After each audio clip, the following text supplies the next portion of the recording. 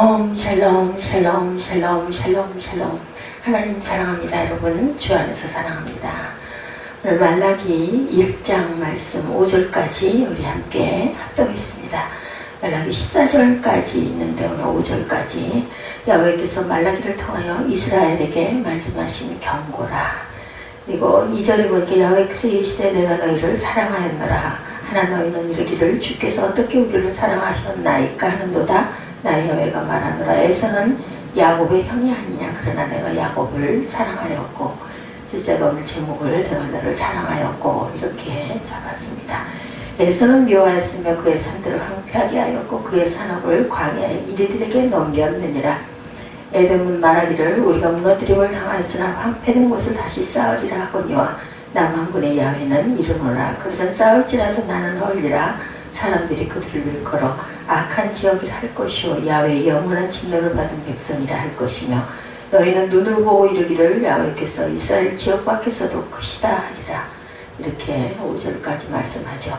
말라기서는 구약에서 12권의 소선지서로 알려진 모음집의 마지막 책 말라기죠. 말라기라는 이름의 뜻은 나의 사자라는 뜻을 가지고 있습니다. 이름이 특이해서 어떤 학자들은 이것을 그의 이름이 아니라 별명일 것이다 이렇게 추측하는 사람들도 있죠. 어떤 아버지가 감히 자기 아들에게 나의 사자라는 이름을 붙일 수가 있겠어요? 그죠? 그래서 성경학자들은 말라기의 저자가 에스라가 아닐까 이렇게 추측을 하기도 한다고 합니다. 사실 성경은 말라기가 어떤 사람인지 대한 구체적인 정보를 주지를 않고 있습니다. 그럼에도 불구하고 대부분의 복음주의 학자들은 말라기는 실제 인물이고 말라기서도 말라기 선지자에 의해서 기록되었다고 이렇게 인정을 합니다. 그뿐만 아니라 유대인의 전통에 의하면 선지자 학개와 스가랴 그리고 말라기는 베레당을 창설한 인물들이고 이들은 포로기 이후에 성경을 보존하고 전통적인 교훈과 가르침을 전하는 데 아주 중요한 역할을 한 사람이라고 추정하고 있습니다.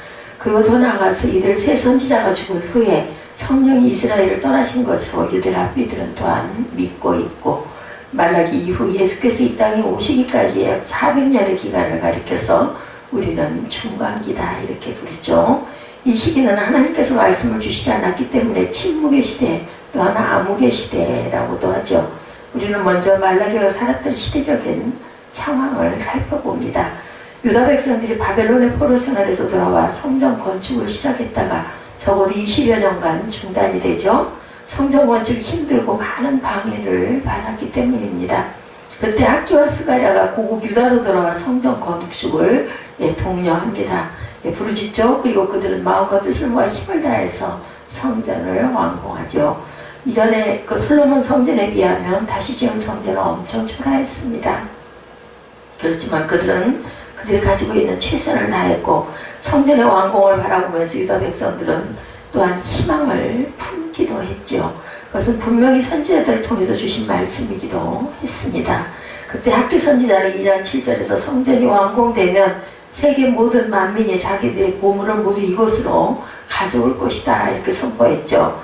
뿐만 아니라 모든 곡식과 과일의 풍작이 있을 것이다. 그렇지만 그렇게 기도했던 재물이 주어지지를 않습니다. 그런가 하면 에스겔 선지자에 의해 예언된 다윗 언약의 회복도 또한 이루어지지를 않았습니다. 더구나 주변의 적대적인 이방인들의 세력은 또한 점점 강해져만 갔고 가뭄과 수확의 감소로 인해서 괴로움과 사회 전반에 자리 잡고 있는 불의와 불법은 예루살렘과 유다에서 살아가기는 더욱더 힘들기만 하게 만들었습니다. 이러한 시대적 상황에서 유다 백성들은 종교적인 냉소주의와 정치적인 회의주의 그리고 도덕적인 방탕에 빠지게 되고 말라기 선지자들은 이들 유다 백성들과 이런 유다 백성들과 마주할 수밖에 없었다. 얼마나 어려웠겠습니까? 이 말라기 선지자가. 우리가 상상만 해봐도 말라기 선지자가 하나님의 말씀을 전하려고 오는 사람들은 대부분 이런 사람들입니다. 스스로 의인인 척하는 거만한 사람, 냉소적인 사람, 또한 환멸을 품는 사람, 무감각한 사람, 부정직한 사람, 냉담한 사람, 의심하는 사람, 회의적인 사람, 약한 사람들, 이런 사람들이죠.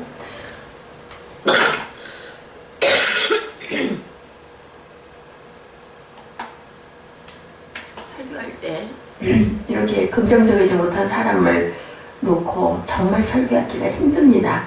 저와 여러분이라고 한다면 무슨 말을 할 수 있겠는가 한번 생각해 보죠.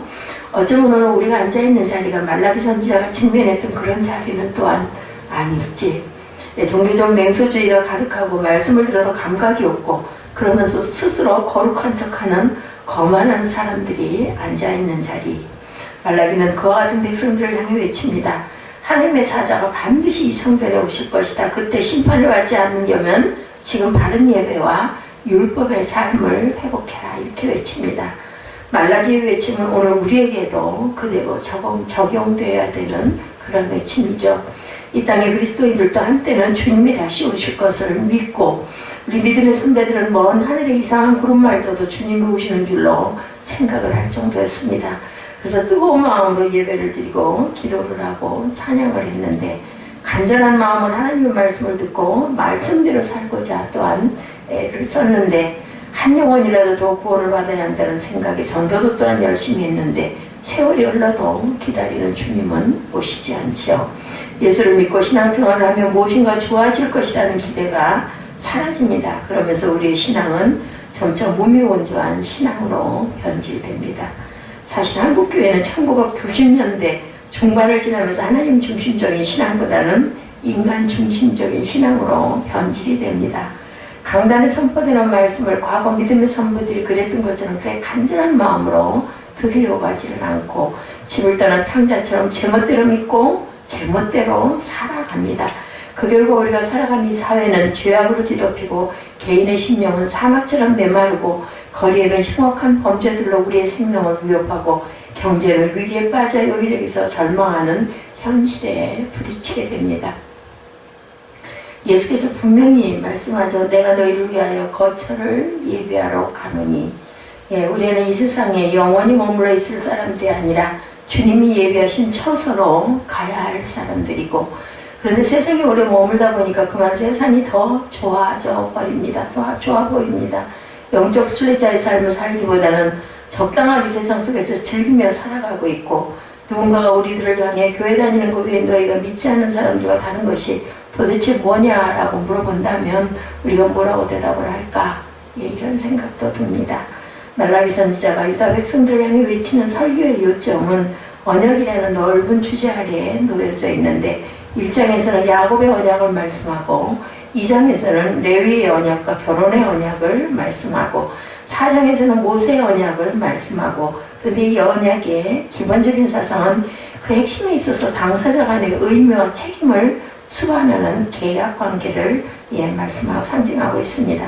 말라기 선지자는 하나님을 이스라엘과 언약을 맺으려고 그 언약을 지키시는 분으로 선포하죠.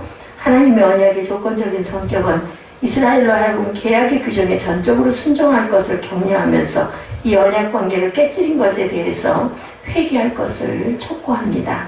다시 말해서 이스라엘이 하나님과 갖는 관계는 수직적인 책임과 수평적인 책임을 요구한다.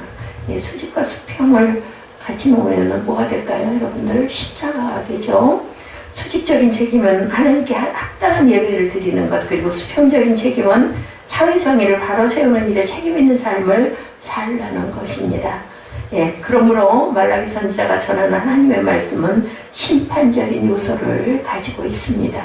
말라기 선지자가 이스라엘 백성들을 향해서 일관되게 외치는 메시지는 하나님을 향한 거룩한 예배의 열정을 회복해라. 그리고 그리스도인으로서의 사회적 책임을 감당함으로 이 땅에 하나님의 정의가 실현되는 삶을 살라 이 얘기예요.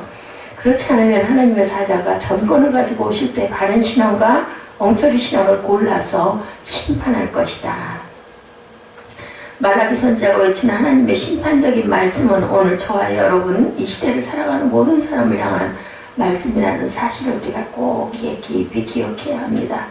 예수 그리스도의 구속의 은혜로 하나님의 자녀가 된 저와 여러분들, 하나님의 자녀가 된 우리는 마땅히 이 땅에서 그리스도의 이름으로 사랑과 정의를 실천하며 살아야만 한다. 그리고 오직 하나님께만 희망을 두어야 합니다. 그렇지만 오늘 우리의 삶은 어떻게 살고 있는지를 한번 돌아보시기 바랍니다. 우리는 하나님의 자녀가 되었다는 사실을 믿고 받아들입니다. 그렇지만 하나님의 자녀가 이 땅에서 마땅히 감당해야 할 수직적인 책임과 수평적인 책임을 감당하려고 하지는 않는다라는 것. 그렇기 때문에 우리 예배는 무너지고 희생이 없는 형식적인 예배, 무미건조한 형편없는 예배를 드리고 있는 것은 아닌지, 세상 속에서도 자기만을 사랑할 뿐이지 이웃 형제를 사랑하려고 하지 않고 지금 우리들 안에는 종교적 냉소주의만 가득할 뿐입니다. 말라기 선지자는 부패한 제사장들을 향해 책망하면서 다가오는 하나님의 심판의 날을 경고합니다. 그런가 하면 백성들에게는 더욱 신실한 예배의 삶을 요청하면서 모세의 언약에 나타난 윤리적인 표준을 따르라고 경고하죠. 무엇보다 중요한 것은 말라기 선지자는 하나님의 메신저였다라는 것. 그리고 하나님께서 말라기를 통해서 이스라엘 백성들에게 첫 번째로 하신 말씀은 야훼께서 이르시되 내가 너희를 사랑하였노라 이 말씀이라는 것. 하나님께서 이스라엘 백성들에게 제일 먼저 이 말씀을 주신 이유, 그것은 종교적 냉소주의에 빠져있는 이스라엘 백성들, 형식화되고 무미건조한 그들의 신앙에 하나님의 사랑을 확증하고 계시다라는 것이죠. 얼마나 마음이 아프실까요? 지금 이스라엘 백성들은 이사야, 학개, 스가랴 선지자가 전한 하나님의 이상이 분명히 실패했다고 생각을 합니다. 예, 그러나 지금 이스라엘 백성들의 의식 밑바탕에는 신앙생활에 대한 회의적인 회의론이 자리를 잡고 있고, 하나님께서는 이러한 이스라엘 백성들의 잘못된 생각을 교정해 줄 필요를 느끼셨겠죠. 그런 점에서 말라기의 중요한 첫 번째 임무는 포로기 이후에 고국으로 돌아온 유다 백성들이 하나님과의 언약 관계에 대해서 잘못 생각하고 있는 것을 바로 잡아주는 것이었죠. 2절의 말씀, 야훼께서 이르시되 내가 너희를 사랑하였노라 하나 너희는 이르기를 주께서 어떻게 우리를 사랑하셨나이까 하는도다. 나 야훼가 말하노라 에서는 야곱의 형이 아니냐 그러나 내가 야곱을 사랑하였고. 우리는 여기서 하나님과 유다 백성들 사이에 상당한 생각의 차이가 있음을 알게 됩니다. 분명히 하나님께서 그들을 향해서 말씀하죠. 내가 너희를 사랑하였노라. 그랬더니 우리 백성들은 이렇게 반문합니다. 주께서 어떻게 우리를 사랑하셨나이까? 이렇게 반문을 하는 거죠. 다시 말해서 하나님은 자신들을 사랑하신 적이 없지 않느냐, 이런 대답이 될 수도 있습니다. 약속을 지키지도 않고 고생만 실컷 시키시는 걸 보니 우리를 사랑하지 않는 것 아닌가요? 이 대답 아닐까? 그렇다면 하나님이 생각하시는 사랑은 과연 어떤 것일까?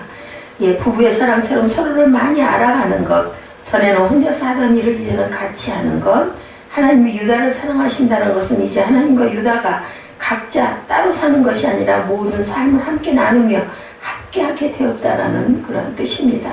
다시 말해서 하나님은 유다 백성들을 존재 자체로 사랑하기를 원하시고, 유다 백성들이 생각하는 사랑은 물질적인 것이었죠.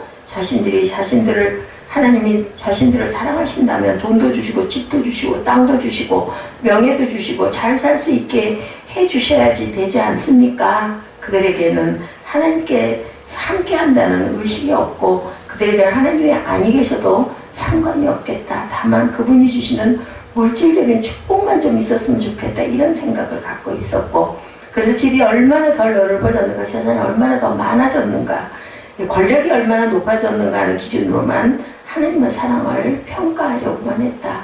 사실 오늘날 우리들은 어떤가요? 이런 것이 기준이 되지는 않은지 모르겠습니다. 예, 그렇기 때문에 그들은 이렇게 결론을 내립니다. 하나님은 우리를 속였다. 하나님은 우리를 사랑하신 적이 없다라고 생각을 했다는 거죠. 우리가 이것을 생각해보면 어떨지. 어쩌면 우리들 가운데 어렸을 적에 가정 형편이 어려워 힘들게 살아왔던 경험이 있는 분들, 남들은 편안하고 가방을 메고 학교 갈 때 나는 가정이 너무 가난해서 신문을 돌리고 알바를 해야만 했던 적은 없는지, 남들은 좋은 신발에 멋진 옷을 사 입을 때 나는 남들이 입었던 헌옷을 얻어 입어야만 하지는 않았는지. 그러던 어느 날 이런 자녀의 모습이 미안하고 안타까워서 부모님이 말합니다. 얘야 힘들지, 아빠는 너를 사랑해, 엄마는 너를 사랑해. 그때 어떤 자녀는 이렇게 대답합니다. 아빠가 언제 나를 사랑했어? 엄마가 언제 나를 사랑했어? 이 자녀가 말하는 사랑은 어떤 걸까? 부족한 것들, 힘든 것들을 채워주는 것이 바로 사랑 아닌가, 이렇게 생각하는 자녀들. 그래서 나도 누구처럼 좋은 신발에 멋진 옷을 사주고 최신 스마트폰을 사줄 때 자신을 사랑하는 것이라고 받아들이고 있지는 않은지, 그저 살아계셔서 함께해서 주는 것만으로 사랑이라고 깨달을 수는 없는지, 아이가 장성해서 결혼하고 자녀를 낳고 부모가 돌아가고 그러고 나면 부모님이 살아계실 때가 내 옆에 계실 때가 내가 부모님과 함께 있을 때가 그것이 행복이었고 그것이 사랑이었다. 사랑의 관계였다. 이렇게 생각을 하게 되기도 하죠. 그저 살아계셔서 함께 있어주시는 것만도 사랑이다. 그날이 너무 그립다. 이렇게 후회하는 자녀들이 있습니다. 주께서 우리를 어떻게 사랑하셨나이까? 이 말에는 하나님을 향한 많은 원망과 불평이 담겨 있죠. 그렇지 않아도 언젠가는 한번 따지고 있었는데 잘 됐어요. 언제 사랑하셨어요? 어떻게 나를 사랑하셨어요? 이를테면 아내가 남편에게 내가 시집을 오고 나서 이날까지 당신이 나한테 해준 게 뭐가 있어? 이런 항변과 같죠. 호강을 한번 시켜줘 보기를 했어. 멋진 보석을 내게 선물을 한번 해줘 봤어. 좀 편안하게 쉴 수 있게 해줘 봤어. 이런 말일 수도 있다는 것. 우리도 하나님의 사랑을 물질적인 것으로 평가를 하고 있지 않은지. 우리가 신앙생활을 한다는 것은 세상에서 명예나 편안함을 기대하는 것이었다고 한다면 잘못 믿었다라는 생각을 한번은 해봐야 되겠다. 하나님의 사랑은 결코 물질적인 것이 아니라는 사실을 잊어버리면 안 되겠죠? 하나님이 말씀하시는 사랑은 하나님을 점점 더 알아가는 것입니다. 그리고 우리의 모든 삶을 하나님께 함께하는 것, 하나님께서 주시는 물질을 신뢰하는 것이 아니라 그 물질을 주신 하나님 그분을 신뢰하는 것이고, 보이지 않는 하나님과 어떻게 모든 일을 같이 할 수가 있을까? 보이지 않는 하나님의 사진을 품에 품고 다닐 수 없고 하나님의 손을 잡고 다닐 수도 없죠. 그러나 사진이 아니라 그분의 말씀을 품으면 된다는 것이 바로 말씀이 곧 하나님이시죠. 하나님의 말씀을 생각하는 것, 기도하는 것, 하나님 이 일은 어떻게 처리하면 좋을까라고 묻는 것이 곧 하나님과 함께 동행하는 것이라는 것. 이렇게 하나님을 늘 생각하는 사람, 하나님을 알아가는 사람, 매사에 하나님과 협력하고 하나님을 의지하면서 사는 사람일수록 하나님의 사랑을 더 많이 느낄 수가 있다는 거죠. 주께서 어떻게 우리를 사랑하셨나이라고 반문하는 유다 백성들을 향해서 하나님께서는 유다 백성들을 향한 당신의 사랑의 성격을 설명하십니다. 에서는 야곱의 형이 아니냐? 그러나 내가 야곱을 사랑하였고 에서를 미워하였으며, 우리가 잘 알듯이 야곱과 에서는 형제였습니다. 보통이 아니라 보통 형제가 아닌 쌍둥이 형제였죠. 그런데 하나님은 에서를 미워하시고 야곱은 사랑하셨다. 두 사람이 태어나기도 전에 그렇게 하셨습니다. 에서와 야곱 가운데 누가 더 나은 사람이었는가에 대해서 우리는 판단할 수가 없죠. 인간적으로는. 에서는 탐욕스러운 사람이었고 야곱은 잘 속이는 사기꾼과 같은 사람이었습니다. 에서도 문제가 많았지만 야곱도 그에 못지않게 문제가 많았습니다. 둘 다 그 자체로는 전혀 사랑받을 만한 사람이 못 되는 사람이었지만 하나님은 야곱을 선택하십니다. 내가 야곱을 사랑할 거에서는 미워하였음이라는 말은 야곱은 하나님의 백성으로 선택하신 반면에 에서는 멸망시키기로 작정하셨다라는 뜻입니다. 하나님의 선택에는 세 가지의 사실이 포함되어 있는데, 첫째는 하나님이 전혀 택할 가치가 없는 자들을 택하신다라는 것. 이 하나님 편에서 볼 때 원수 같은 자를 말할 수 없는 사랑으로 선택하시고, 야곱도 하나님이 보시기에 전혀 사랑스럽지 않은 사람, 그런데도 하나님은 무조건적으로 그를 선택하시고 사랑해 주셨고, 둘째는 하나님이 한번 택하신 사람은 부족하다고 해서 버리시는 법이 없다. 택함을 받았다고 해서 즉시 악한 본성이 사라지는 것은 아닙니다. 예전에 나쁜 버릇이나 습성이 끊임없이 나타난 하나님을 기억하게 만들고, 야곱도 사기꾼의 본성을 여러 번 드러냅니다. 그럼에도 불구하고 자신의 죄와 부족함을 인정하고 회개하면 절대 버리지 않으시는 하나님. 7번뿐만 아니라 70번씩 7번이라도 용서해 주시는 하나님. 셋째는 하나님의 택한 자에게 아름다운 그림을 그리고 계신다. 그렇다면 에서의 자손인 에돔 백성들과 야곱의 자손인 유다 백성들은 서로 어떻게 달랐을까? 4절에 봅니다. 에돔은 말하기를 우리가 무너뜨림을 당하였으나 황폐된 곳을 다시 쌓으리라 하거니와 나 만군의 야훼는 이르노라. 그들은 쌓을지라도 나는 헐리라 말씀하죠. 사람들이 그들을 일컬어 악한 지역이라고 할 것이요 야훼의 영원한 진노를 받은 백성이라고 할 것이며, 보기에는 에서의 자손이나 야곱의 자손이나 차이가 없을 것 같이 보이죠. 세상적인 기준에서는 오히려 에서의 자손들이 모든 점에서 유리한 것 같습니다. 망하기는 유다가 먼저 망했는데 회복되기는 에돔이 더 빨리 회복이 되죠. 유다 백성들이 돌아왔을 때 에돔은 이미 재건되고 있었습니다. 유다가 바벨론의 속국이 되어 나라를 잃어버렸을 때도 에돔은 바벨론의 영향 아래서 상당한 독립을 획득하고 남아있었죠. 에돔과 유다는 혈통적으로 가까웠지만 신앙적으로는 관계가 멀었습니다. 에돔은 세상을 사랑하는 민족이었고 유다는 하나님을 사랑하는 민족이라는 차이점을 가지고 있다는 것. 그런가 하면 성경에서 에서를 이기적이고 하나님의 언약을 경멸하는 사람으로 기록되어 있고 에서의 후손인 에돔은 지혜로운 것으로 유명했지만 자기 중심적으로 존재하는 자들이었습니다. 그럼에도 불구하고 세상에서 성공한 적은 오히려 에돔이었다라는 문제를 우리가 꼭 기억하고 넘어가야 되겠다. 게다가 에돔은 야곱의 후손들이기에 늘 가시같은 역할을 합니다. 그들은 하나님을 믿지 않아도 더 잘 살고 강해질 수 있다는 자부심으로 유다를 무시하고 괴롭힙니다. 그리고 그것을 자신들의 사명이라고 생각을 하죠. 그런데 유다 백성들의 결정적인 특징은 하나님께서 함께 하시면 언제든지 부흥할 수 있다는 것이죠. 부르짖기만 하면 언제든지 위대한 구원을 경험할 수 있다는 것. 에돔은 세상적으로 모든 것을 가지고 있는 것 같아도 하나님께서 한마디만 하시면 연기처럼 사라져버리게 될 것. 그런 나라. 말라기 당시에 에돔 족속들은 힘을 합쳐서 세력을 떨치고자 합니다. 그러나 하나님은 결코 그렇게 되지 않을 것이라고 말씀을 하시죠. 유다는 다시 회복되어 일어날 거지만 에돔은 그런 회복을 경험하지 못할 것이라고는 본문에서 말씀합니다. 실제로 역사를 보게 되면 에돔은 말라기 시대 이후에 완전히 망해서 그 흔적조차 사라지고 역사에서 에돔의 후손이 존재하지 않게 만드십니다. 그동안 우리나라는 경제적으로 급성장을 거듭해왔죠.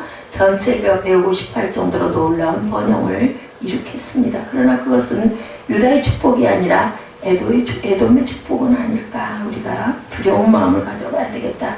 그리스도인은 힘들더라도 믿음을 지켜야 하고 살만해져서 더 하나님을 의지해야만 합니다. 그런데 살만해지니 세상으로 나가고 세속화되고 에돔과 같이 세상의 방식을 따랐기 때문에 나라가 어지럽고 힘들어진다. 정적으로 메말라지죠. 그러므로 이제 우리는 세상의 방식을 버리고 순수한 신앙으로 돌아가야 할 때는 아닐까. 그러기 위해서 무엇보다 예배의 회복은 이루어져야 합니다. 세상에서 잘 사는 것이 축복이라는 생각을 버리고 성령의 기름 부으심을 위해서 간절히 기도해야 되겠죠. 다시 한번 이 땅의 거룩한 영적 부흥을 우리가 고대하고 기대하고 소망하고 경험해야 합니다. 세상 나라들은 한번 세력을 기울기 시작하면 다시 일어나지 못하는데 바벨론이나 페르시아, 로마와 같은 나라를 보면 영국도 한때는 해가 지지 않은 나라라는 별명을 얻을 정도로 번영을 했지만 지금은 역사에서 굉장히 무력한 나라가 되어버립니다. 우리의 기업도 마찬가지죠. 하나님의 교회는 그렇지만 다르다라는 것. 아무리 피폐하고 중병이 들어있어도 성령만 임하시면 언제 그랬느냐는 듯 힘차게 일어설 수가 있고 이것이 에돔과 유다의 차이입니다. 어느 날 갑자기 하나님의 백성이 자신들의 상태를 깨닫기 시작합니다. 하나님이 약속하신 것은 훨씬 더 능력있고 영광스러운 삶인데 자신들은 피폐할 대로 피폐해져 있음을 깨닫고 애통하기 시작을 합니다. 그들은 하나님의 은혜를 갈망하며 말씀에 순종하기 위해서 애를 씁니다. 그러면 어떤 일이 일어날까? 놀라운 성령의 능력이 부어지면서 성도 한 사람 한 사람이 과거에는 상상할 수도 없었던 능력으로 일어나기 시작을 하죠. 세상이 교회를 주목하게 됩니다. 세상에서는 볼 수 없는 기적들이 주님의 몸된 교회를 통해서 일어납니다. 이런 일이 일어나죠. 오늘 본문을 통해서 말라기 선지자가 유다 백성들에게 전하고자 하는 하나님의 메시지는 저와 여러분의 주고자 하는 메시지는 과연 무엇일지 우리 묵상해 봅니다. 그것은 하나님께서는 여전히 이스라엘을 사랑하시고 그들과 맺은 옛 언약이 지금도 유효하다는 사실을 상기시켜주고 계신다라는 것. 하나님께서 유다 백성들과 언약 관계를 맺으시는 목표와 말라기에서 전하고자 하는 메시지의 핵심은 상호성이라는 것. 다시 말해서 하나님의 사랑에 진정한 순종으로 반응하는 것이 이스라엘의 의미였다는 것을 말씀하고 있습니다. 야훼께서 이스라엘을 사랑하지 않았다는 그들의 주장에 대한 말라기의 논박은 바벨론 포로에서 돌아와 유다 백성들이 겪은 믿음의 위기가 얼마나 깊은가를 보여주고 있습니다. 때문에 하나님께서 이스라엘을 향한 하나님의 변치 않는 언약적 사랑을 보여주시고자 오늘 말라기는 목소리를 높여서 외칩니다. 에서와 야곱이라는 외적인 증거를 들어서 확인시켜주고 있고, 우리가 믿는 하나님은 인격적인 분이라고 말씀을 합니다. 그렇기 때문에 그분의 사랑을 물질적인 복으로 판단해서는 안 되고, 참으로 사랑하는 관계는 거래 관계가 아닌 주고받고 따지고 이자 챙기는 관계가 아닌 진정한 물질적인 부요가 아닌 하나님을 깊이 알아가고 그분과 동행하는 것이 바로 사랑하는 관계라는 것. 하나님의 능력을 체험하고 싶다면 하나님과 거래하려고 하지 말고 모든 영역에서 그분과 함께 동행하는 삶을, 말씀으로 사랑하는 삶을 우리가 살아가야 된다. 하나님의 사랑은 분명히 선택적인 사랑입니다. 도저히 사랑하실 이유가 없는데도 조건 없이 우리를 택해서 사랑해 주셨고, 놀라운 사랑 앞에 불복하며 조건 없이 감사드리고 그분께 영광을 돌릴 때 하나님께서 내가 너와 함께 하겠다, 내가 너를 사랑한다라고 말씀하죠. 하나님을 짐으로 여기지 말고 하나님이 나를 사랑하신다는 것을 믿고 용기 있게 일어나고, 옆 사람이 뭐라고 하든 두려워하지 말고 내 속에 있는 병든 것과 실패한 것을 내려놓고 주님을 찾고 부르시는 저와 여러분들이 되실 때 내가 너를 사랑하노라. 참된 하나님 앞에서 예배를 회복할 때 하나님께서 우리와 함께 영원히 동행해 주신다는 것을 이 말라기 1장을 통해서 우리가 깨닫고 갑니다. 하나님께서는 하나님이 전혀 택할 가치가 없는 자들을 택하시는 하나님, 하나님이 한번 택하신 사람은 부족하다고 버리지를 않으시는 하나님, 하나님께서 택한 자에 대한 아름다운 그림을 오늘도 지금도 영원히 그리고 계시는 하나님이라는 것을 잊지 않는 저와 여러분 되시기를 주님의 이름으로 축복합니다.